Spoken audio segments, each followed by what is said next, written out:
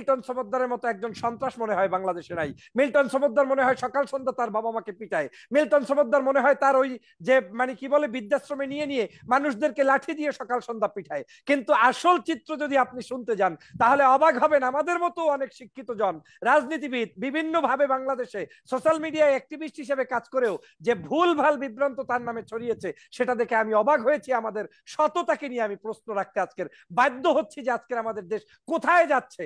আপনি দেখেন এই যে আমার আজকের যে পত্রিকাটি যে রিপোর্টটি প্রকাশ করেছে, সেই পত্রিকার কালবেলা কালবেলা রিপোর্ট প্রকাশের পরেই একেবারে সদল বলে সমগ্র পত্রিকাগুলো কিন্তু মাঠে ময়দানে নেমেছে। এই কালবেলা কিন্তু বিভিন্ন সময় বিভিন্ন ধরনের মুখরোচক বক্তব্য দিয়েছে, মুখরোচক নিউজ পাবলিশ করেছে এবং বাংলাদেশের একটি বৃহত্তর জনগোষ্ঠীকে তাদের কাছে অন্যান্য পত্রিকাতেও কিন্তু এসছে, জাতীয় সকল পত্রিকা, সব জায়গায় এসেছে, সব জায়গায় এসেছে, কিন্তু সূচনাটা হয়েছে তাদের কাছ থেকে। কিভাবে হয়েছে আপনাকে আমি বলি। ঈদের আগের দিন দেখেন, সেটা হচ্ছে 10/4/2024 যেদিন ঘটনার সূত্রপাত হয়েছে, এই 10/4/2014 একটি রাস্তা নিয়ে আলোচনা হয়েছে মিল্টন সমাদ্দার এবং তাদের সাথে তার এই যে আপনার যেখানে বৃদ্ধাশ্রমের 6 তলা নতুন ভবন তৈরি করছে তার পাশেই শামসুদ্দিন চৌধুরী সাহেবের একটি প্লট আছে, সেই প্লট নিয়ে তাদের মধ্যে বিভাজন সৃষ্টি হয়েছে। কি প্লটের পাশ দিয়ে রাস্তা 6 ফুট যাবে না 12 ফিট যাবে? আমার কাছে আপনার এই রাস্তার ছবি আছে, দেখেন। এটা হচ্ছে আপনার তাদের কি বলে জমির, আমার লাইটের কারণে হয়তো জমির ক্লিয়ার পিকচারটা আপনি দেখতে পাবেন না। হ্যাঁ, আপনার এটা আমি একটু দেখাই। হ্যাঁ, আমি দেখাচ্ছি। এই যে দেখেন, এটা হচ্ছে তাদের প্লটের, মিল্টন সমদ্দার যেখানে প্লট নির্মাণ করেছেন, যেখানে আর কি তিনি ঘর নির্মাণ করেছেন বিল্ডিং 6 তলা, সেইটার জায়গা, এটার পাশের ছবি দেখেন। এই কিন্তু তার 6 তলা ভবন, 6 তলা ভবন অলরেডি আপনার। হ্যাঁ, মিল্টন সমদ্দারের 6 তলা অলরেডি আপনার। এটা হচ্ছে বৃদ্ধাশ্রম। এই বৃদ্ধাশ্রমের এখানেই জমির সূত্রপাত। এই যে আপনি টিনের ঘর দেখতেছেন, এই টিনের পাশ থেকে একটা রাস্তা গিয়েছে, রাস্তাটা 6 ফুট হবে। এই যে বৃদ্ধাশ্রমের ভিতরের ছবি দেখেন, এক একটা ফ্লোরে 60 থেকে 70 জন মানুষ থাকতে পারে, সেরকম ব্যবস্থাপনা। এই জায়গাটা দেখেন, এই যে নতুন ভবনের ভিতরেই কিন্তু এই মা বোনেরা সহ বিভিন্ন জনে এখানে উপস্থিত হয়েছে। তো এই মিল্টন সমদ্দারের যে বিল্ডিং নির্মাণ নতুন করে বিল্ডিংটা করেছে, রাইট? হ্যাঁ, নতুন করে রিসেন্টলি করেছে। এই এখন কয় মাস আগে করেছে আমার কাছে সেই তথ্য নেই, কিন্তু একদম রিসেন্টলি এটা কমপ্লিট হয় নাই, কাজ এখনো কমপ্লিট হয় নাই। সেই ভবনের ওখান থেকে তাদের ভাষ্য অনুযায়ী, তার অ্যাডভোকেটের ভাষ্য অনুযায়ী 6 ফিট রাস্তা মিল্টন সমদ্দার রেখে তারপরে তার ভবন নির্মাণ করেছে। পাশ দিয়ে 6 ফিট যাওয়ার কারণে শামসুদ্দিন চৌধুরী সাহেব, যিনি একজন অনেক ক্ষমতাধর ব্যক্তি হিসেবে ধরে নেওয়া হচ্ছে, ওই ব্যক্তি দাবি করছেন 12 ফিটের রাস্তা দিতে হবে। এই জায়গাটাই যখন আলোচনা হচ্ছে, তখনই মূলত 16/4/2024 মামলা দায়ের করেছেন সেই শামসুদ্দিন চৌধুরী সাহেব। কার বিরুদ্ধে? মিল্টন সমদ্দারের বিরুদ্ধে। কয় ফুট নিয়ে? 6 ফুট জমি নিয়ে। সেই জমিটার পরে 18 তারিখে মিল্টন সমদ্দার সুপ্রিম কোর্টে গিয়ে 18/4/2024 তিনি জামিন নিয়েছেন। জামিনের পরে 25/4/2024 তারিখে বিতর্কিত রিপোর্ট প্রকাশ করেছে কালবেলা। যখনই কালবেলা এটাকে পরিকল্পিতভাবে রিপোর্ট প্রকাশ করেছে, সাথে সাথে সমগ্র বাংলাদেশের, আপনি দেখেছেন যে সমগ্র বাংলাদেশে এটা নিয়ে নিউজ হয়েছে। সেখানে কিন্তু 6 ফুট রাস্তা নাই, 12 ফুট রাস্তার গল্প নাই, শামসুদ্দিন চৌধুরীর গল্প নাই। সেখানে এসেছে মিল্টন চৌধুরী মানুষকে কি করেছে? পিটিয়েছে, বাবা মায়ের অবাধ্য সন্তান, এবং তার ওখানে মানুষদেরকে পিটিয়ে পিটিয়ে জখম করেছে, সেই ছবি দেখিয়েছে। আপনাকে একটা স্পষ্ট করে বলতে চাই, যেই ছবিটি আপনারা বাংলাদেশে প্রচার পেয়েছে যে মিল্টন সমদ্দার বাবার মানে কি বলে মানে একটা মানুষকে রুমের মধ্যে আটকে টর্চার সেল গঠন হ্যাঁ, অনেক টর্চার করছিল, এটা খুবই ভাইরাল হয়েছে, রাইট? যেটা যেটা নাও যেটা ডিবির হারুনও এটা নিয়ে ভাইরাল করার চেষ্টা করছে বা বক্তব্য দেওয়ার চেষ্টা করছে। ডিবির হারুন কখন বক্তব্য দিয়েছে? এতদিন পর্যন্ত কিন্তু এই মিল্টন সমদ্দার আওয়ামী লীগের আমলেই কিন্তু তার এই সকল কার্যক্রম চালিয়েছে। তিনি কিন্তু এই 17 বছরের মধ্যেই তার এই সকল উত্থান এবং তার কর্মকাণ্ড পরিচালনা করেছে। কোনো জায়গায় সমস্যা ছিল না। সমস্যাটা তৈরি হয়েছে প্লট এবং শামসুদ্দিন চৌধুরী সাহেবের স্বার্থ সংশ্লিষ্ট বিষয় নিয়ে, এবং ডিবির হারুনের আমি মনে করি বিতর্গত কোন ধরনের স্বার্থ সংশ্লিষ্ট ছিল বিদায় পত্রিকার মাধ্যমে এই নিউজ করে। উনি তো আইন অনুযায়ী, উনি আইনের মানুষ, আইন অনুযায়ী আমি দেখাচ্ছি আপনাকে একটা ঘটনা যেহেতু পত্রিকায় এসছে, উনি তো সবসময় পত্রিকার ঘটনাগুলিকে, আলোচিত ঘটনাগুলোকে উনি যাচাই করার চেষ্টা করেন। এবং ওনার কাছে কে না যায়, ওনার ভাতের হোটেলে কে না যায়? নায়ক নায়িকা, গায়ক গায়িকা, রাজনীতিবিদ, যেতে পারে উনি যেহেতু না উনি তো এখন বাংলাদেশের ওয়ান কাইন্ড অফ শেখ হাসিনার পরে যদি কোনো ব্যক্তি থেকে থাকে সর্বোচ্চ ক্ষমতাধর, ওই বেনজিরের মতো উনি হচ্ছে ডিবির। সবাই তো উপকার পাচ্ছে, এই কারণে যায় সবাই, স্বাভাবিক। কে পাচ্ছে না পাচ্ছে আপনাকে দেখাচ্ছি যে মানুষের নামে মিথ্যা ভুলভাল তথ্য দিয়ে একজন মানুষকে বিপদে ফেলাতে পারেন না। আমি মিল্টন সমদ্দার অন্যায় হলে অবশ্যই তার বিচার চাই, কিন্তু যেই বিষয়গুলো প্রোপাগান্ডা ছড়ানো হয়েছে, আমি সেই কাহিনীটা আপনাকে বলি। এক নম্বর হচ্ছে আব্দুল মালিক মালেক বাবা নামের একজন ব্যক্তি, তিনি বয়স্ক ব্যক্তি ছিলেন।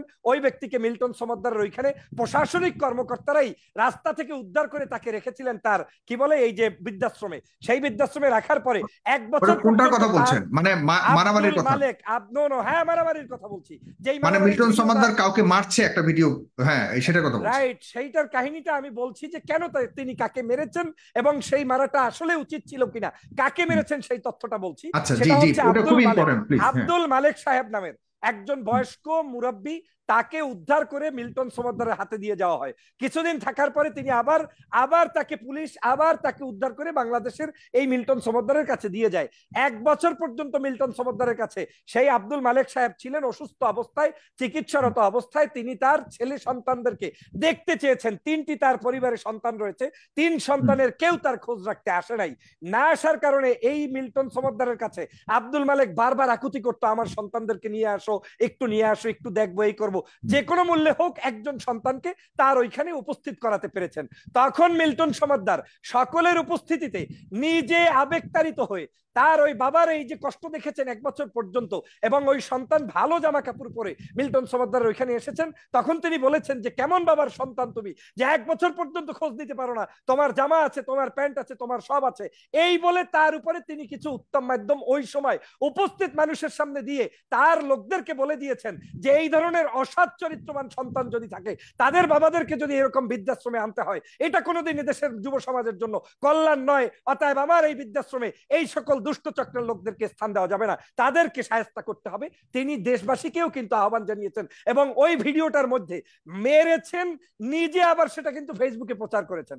সাগর ভাই, আপনাকে প্রশ্ন করে জানতে চাই, আমি যদি কাউকে মারি, সেটা যদি ফেসবুকে আমি আবার প্রচার করি, দ্যাট মিনস আমার ইন্টেনশনটা আপনাকে বুঝতে হবে। আমি কেন মেরেছি, কেন প্রচার করেছি। প্রচারটা করার মধ্য দিয়ে মিল্টন সমদ্দার প্রমাণ করতে চেয়েছে বাংলাদেশের অবহেলিত বৃদ্ধাশ্রমগুলোতে যে সকল বাবা মা ডিসিএসপির সন্তান আজকে আছে, তার সন্তান ডিসি, অমুকের ওএসপি, অমুকের বড় বড় কমিশনার লন্ডন আমেরিকায় থাকে, কিন্তু বাবারা থাকে আজকের বৃদ্ধাশ্রমে। কেন এই সব মানে আপ টু ডেট মানুষের সন্তানদের মানে বাবারা আজকের এই ধরনের বৃদ্ধাশ্রমে থাকবে? এটা তো আমাদের জন্য, দেশের জন্য, জাতির জন্য কোনোদিন মঙ্গল বয়ে আনতে পারে না। শাসন করছিল, যদি আপনার কথা ধরি, মানে সে শাসন করেছে।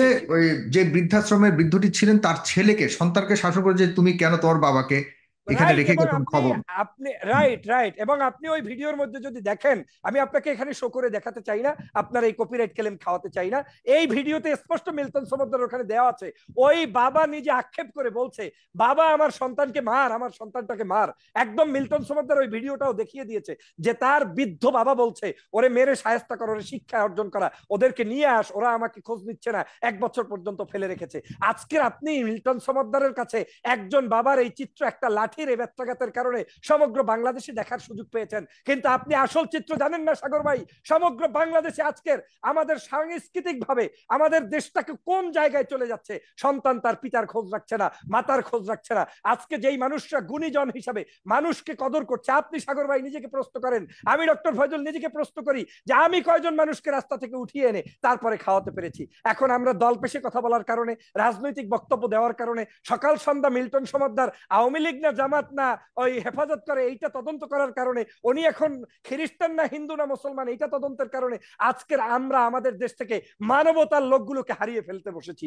আমাদের যেখানে উচিত ছিল মানবতার পক্ষে কথা বলার, আপনি দেখেন ডিবির হারুন কিভাবে উদ্দেশ্যপ্রণোদিত ভাবে 2 দিন 3 দিনের মধ্যে ক্যাম্পেইন করা শেষ, সাথে সাথে তিনি বলে ফেললেন যে এই মিল্টন সমদ্দার খারাপ, তার বাবাকে মেরে এসেছে, তিনি একজন বখাটে, অমুক তমুক। সমগ্র বাংলাদেশের বখাটের চিত্রগুলো যদি দেখেন, তাহলে তার মধ্যে দেখবেন এই শাসক গোষ্ঠীর দলের লোকদের মধ্যে, পুলিশ প্রশাসনের কর্মকর্তাদের মধ্যে। আপনার নিশ্চয়ই মনে আছে ঐশীর বাবাদেরকে, মাকে, তার পরিবারকে হত্যা করেছিল একটা মেয়ে, তার পুলিশ অফিসার, তার বাবা মা কিন্তু হত্যা হয়েছিল। কেন? আজকের এই অবক্ষয়ের কারণে। আজকের এই সামাজিক অবক্ষয় থেকে আমার বাংলাদেশকে তো রক্ষা করতে হবে। আপনি আসেন এই যে কালবেলাকে তো অনেকে হাজী সাহেব মনে করেন। আমি বাংলাদেশের প্রত্যেকটি মানুষকে অনুরোধ করব, আপনাকে প্রত্যেকটা নিউজ পড়ে তার ব্যাকগ্রাউন্ড জানার চেষ্টা করতে হবে। কালবেলা আপনাকে বিভ্রান্ত করছে শুধুমাত্র বাংলাদেশের এই যারা এখন মানে অনলাইনে আমরা যারা কথা বলছি, বিভিন্ন ধরনের মানুষ আছে, এই ডানপন্থী বিভিন্ন মানুষদেরকে নিউজ টিউজ দিয়ে আপনাকে ওদের মুরিদ বানাচ্ছে, মুরিদ বানিয়ে সময় মতো আপনাকে ডলা দেওয়ার জন্য রেডি আছে। এই কালবেলার আজকের যেই ব্যক্তি হচ্ছে সম্পাদনায় রয়েছেন, তিনি হচ্ছেন সাবেক মন্ত্রী এবং বর্তমান এমপি বীরেন্দ্র সিং রাতের জামাই সন্তোষ চন্দ্র শর্মা, যিনি প্রধান পৃষ্ঠপোষক, এবং আমি হলফ করে বলতে পারি তার সাথে ভারতের রয়ের এজেন্ডা বাস্তবায়নের জন্য গোপন আতাত থাকতে পারে। আজকের বাংলাদেশে বিএনপির নির্বাচনের প্রাক্কালে এই কিন্তু এটার সাথে মিডিয়ার মালিক যেই হোক বা মিডিয়া যেই চালাক, না এখন কথা হলো মানে কালবেলা তো তাদের গণমাধ্যমের দায়িত্ব পালন করেছে। কালবেলা যতটুকু যে প্রতিবেদন নিয়ে আমি কথা বলেছি এর আগেও, কালবেলা তাদের দায়িত্ব পালন করেছে যে যেই অভিযোগগুলো তারা পেয়েছে সেগুলি তদন্ত করে তারা একটা রিপোর্ট দিয়েছে। সেটা নিয়ে যদি দ্বিমত রয়েছে, মিল্টন সমাদ্দার বলেছে অভিযোগ আপনার এই যে কালবেলার একটা অভিযোগে জমির 6% হিসাব নাই, যে মোটা দাগে যে অভিযোগগুলি রয়েছে সেগুলির ব্যাপারে আপনার কাছে কি আছে? যেমন তিনি তার বাবাকে পিটিয়ে গ্রাম ছেড়ে এসেছেন, তিনি মানুষের অঙ্গ, সবচেয়ে বড় অভিযোগ যেটি, যে ভয়ঙ্কর অভিযোগ, সেটি হলো যে সে এই যে যাদেরকে নিয়ে সেখানে এই বৃদ্ধাশ্রমে রাখতেন, সেই বয়স্ক মানুষদেরকে এবং শিশুদেরকে, এতিমদেরকে, তাদেরকে কোনো না কোনো এক সময় দেখা যাচ্ছে যে অসুস্থতার কারণ দেখিয়ে চিকিৎসার নামে তাদের অঙ্গ থেকে বিভিন্ন ধরনের আপনার গুরুত্বপূর্ণ অঙ্গ, যেগুলি কিডনির মতো অঙ্গ বা অন্যান্য অঙ্গ প্রত্যঙ্গ, সে কেটে নিয়ে বিক্রি করে দিতেন। এরকম ঘটনা তো পাগলেও সাগর ভাই, পৃথিবীর কোনো পাগলও বিশ্বাস করবে না যে একটা বৃদ্ধাশ্রমে কিডনি ট্রান্সপ্লান্ট হয়। আপনার এত সহজ মনে করছেন, আপনার একটা আঙ্গুল কেটে গেলে সেইটা রক্ত থামাতে আপনার চিকিৎসা ব্যবস্থার উন্নত জিনিস প্রয়োজন হয়, আর আপনার সেখানে কিডনি মনে হলো যেন মিল্টন সমাদ্দার ধরলো আর ওখান থেকে মুরগির ঠ্যাঙের মতো আপনার কিডনি কেটে কেটে বিক্রি করবে। এত সহজ মনে করেছেন পৃথিবীটাকে? এটা হচ্ছে, আমি মনে করি বাংলাদেশে যেটা হয়, মিডিয়া ট্রায়াল হয়। যখনই কাউকে কোনো ধরনের আক্রান্ত করতে চায়, কারো বিরুদ্ধে কোনো অভিযোগ আনতে চায়, তখন প্রথম যে কাজটা করে সবাই মিলে, তারা এটাকে একটা গোপন শক্তি আছে, আমি আপনাকে বলি প্রশাসনিক শক্তির পিছনে মিডিয়ারও একটা ঐক্যবদ্ধ শক্তি আছে। এই শক্তিগুলো প্রশাসন থেকে মেসেজ নিয়ে আসে যে বস আগামীকালকে তাহলে কোন রিপোর্টটা পাবলিশ করব, ওই বস বলে দেয় যে এই রিপোর্টটা নিয়ে তোমরা একটু পরিবেশ গরম করলেই আমি আবার একটা নতুন করে এটা নিয়ে বিবৃতি দেবো, দিতে গিয়েই আমি তাকে অ্যারেস্ট করতে পারবো। সহজ বাংলায় যদি বলে, যাকে আপনার দেখতে নারী তার চলন বাঁকা, তাকে আপনার থামাতে হবে, তাই থামতে হবে। এখন এখানে যে খেলাটা হচ্ছে, রাষ্ট্রের অনেকগুলো ইস্যু রয়েছে, রাষ্ট্রের বহু সমস্যা রয়েছে, দুর্নীতি, দুষ্কৃতি, অন্যায়, অবিচার, বিচার বিভাগ বিচ্ছিন্ন, দেশের ভোট নাই, চুরি ডাকাতি, এই সকল ইতিহাস রয়েছে। বেনজিরের আপনার দুর্নীতি প্রমাণিত সত্য, সকল দুর্নীতি, একদম 650 মানুষকে ক্রস ফায়ারের কারণে এবং আওয়ামী লীগের নেতাকে ক্রস ফায়ারে হত্যার কারণে বেনজির আহমেদ দোষী সাব্যস্ত হয়েছে, কিন্তু বাংলাদেশে তিনি গ্রেপ্তার হয় না। গ্রেপ্তার হয় কি? মিল্টন সমাদ্দার। এখন জনগণ কিন্তু ভালোই বোঝে, ওদিকে 2 জন মুসলমানকে হিন্দুরা পিটিয়ে হত্যা করেছে, সেই ইস্যুটা ক্লোজ ডাউন হয়ে গিয়েছে, মিল্টন সমাদ্দার সামনে চলে আসে। এখন প্রত্যেকটা জিনিসের সাথে আমার মনে হচ্ছে প্রশাসনিক ভাবে একটা জোশ সাজস করে তারা এই অপকর্মগুলো করে তারপরে আনে। হ্যাঁ, তারপরেও আপনি বলতে পারবেন না যে আপনি একটা মিডিয়া চালান, আপনি 100 দিন 100টা টকশো করলে 100টা টকশোর মধ্যেই যে আপনি সুন্দরভাবে সাবলীলভাবে কথা বলবেন, এটা কিন্তু সঠিক নয়। অনেক সময় আপনার স্লিপ অফ টাং হতে পারে, আপনার বক্তব্যে মিস্টেক কিছু হতেই পারে, আমরা বলছি আমাদের হতে পারে। মিল্টন সমাদ্দার যে কাজ করছে তার কাজের মধ্যে ভুল থাকতে পারে, আপনি সেটা